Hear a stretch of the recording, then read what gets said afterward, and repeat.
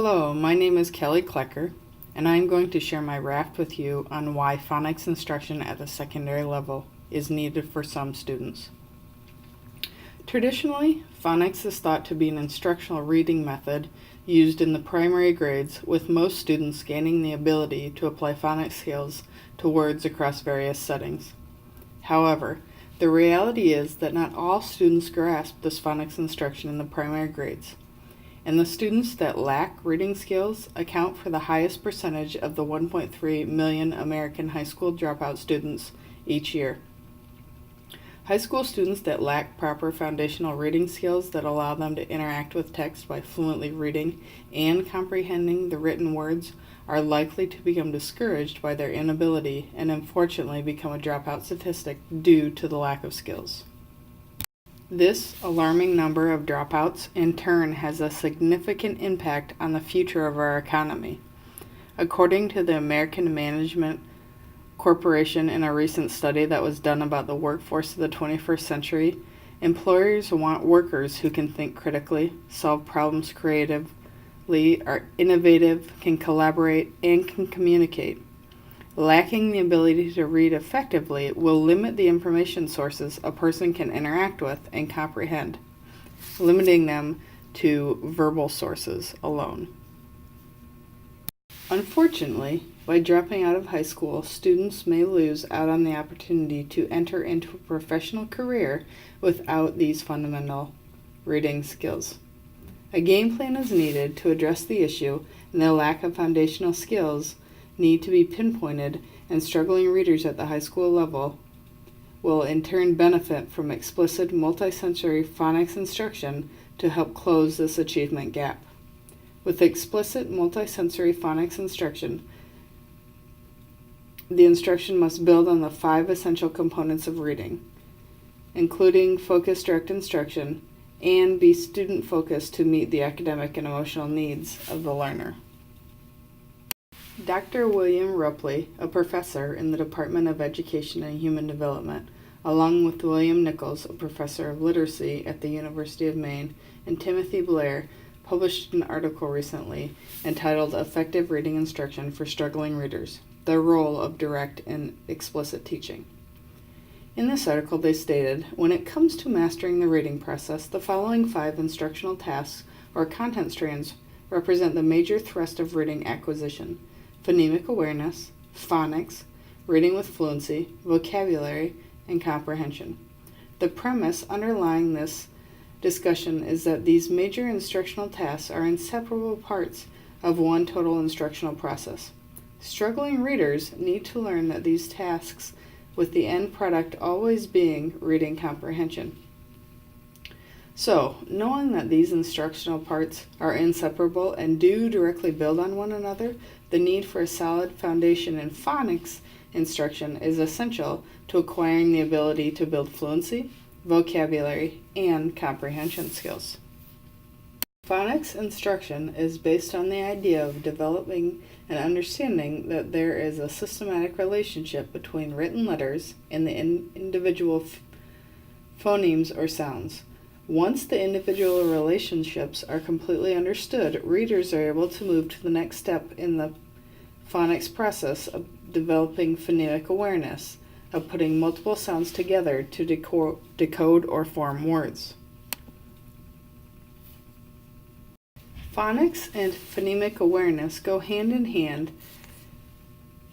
as the written letters and the phonemes together create words, which lead to the next step of developing fluency in reading those words.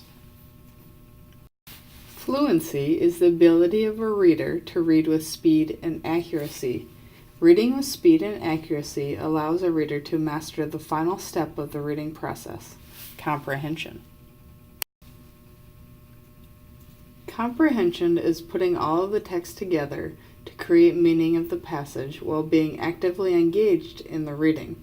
If a reader is not able to read text with enough speed and accuracy because they are continually stopping to decode individual words, the meaning of the text can be lost, making comprehension difficult.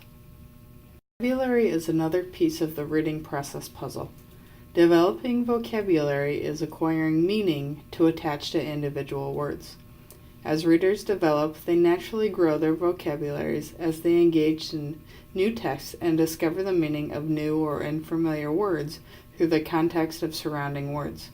It is vital to remember that in order to be able to comprehend text or build vocabulary, they must first master the skills of phonics and associating sounds to written letters to decode them. When teachers at the secondary level are clear about the purpose and intended learning targets of the instruction that is taking place, students are more receptive to learning the concept because they have a purpose in mind. In an action research project examining the impact of phonics instruction at the secondary level, Karen Edwards, the Department Coordinator of Teacher Education and Professional Development at Central Michigan University, examined the impact of purposeful learning targets on struggling readers. Edwards found that struggling readers at the high school level benefit from direct and explicit phonics instruction to improve their fluency and comprehension. She assessed struggling readers to uncover which foundational phonics skills they struggled with, offered direct instruction through explicit mini-lessons for a period of 7 weeks with an opportunity to practice the skills daily in the classroom. After a period of 7 weeks, she reassessed the struggling readers, and the average growth was 1.1 grade levels, with the greatest growth being 3 grade levels.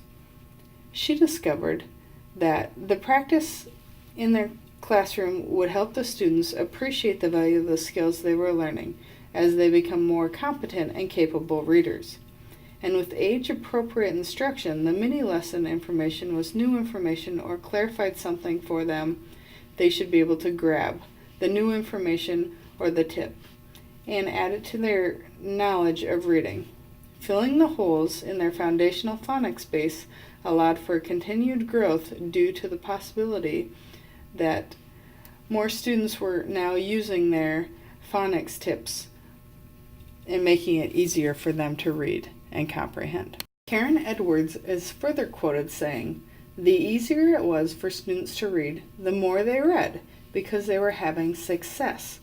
The more they felt success, the more they read, and the better they became at reading." To make this success come to fruition, the direct instruction needs to be coupled with time to practice. To solidify remedial instruction, students need to have a high-level period of academic learning time. This is the idea that for the allotted time to practice a new skill, students need to be actively engaged in an academic task and experience success with that task 80% of the allotted practice time. Struggles in learning are okay, but practice should be set up for success. The way in which a teacher structures small group or independent work time after direct instruction can have a significant impact on whether or not a student is able to solidify a new skill through successful practice. The independent practice needs to assure that the student is able to be successful and that they are actually engaged in the activity, because without engagement, there's really little to no practice occurring. Knowing that students at the secondary level have the ability to make substantial growth when provided remedial direct instruction in a very short period of time is also important for educators to consider when looking at the needs of particular students. No two students are the same, and at the secondary level this is really important. And we need to remember that students have the ability to communicate their needs better at the secondary level than in the primary levels, where phonics is usually assessed.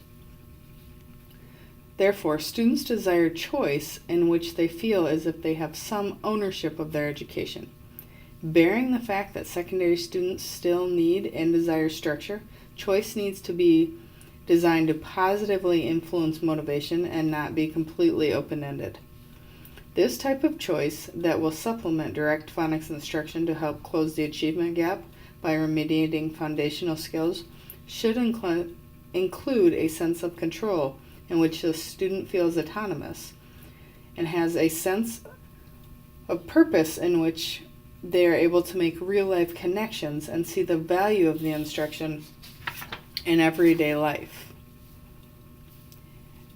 It needs to offer a sense of competency in which the student is able to experience success on a variety of tasks, particularly challenging ones. They need to also have the voice and choice to apply phonics skills outside of the phonics instruction. The key to direct and explicit instruction is the active communication and interaction between the teacher and the student to make this happen.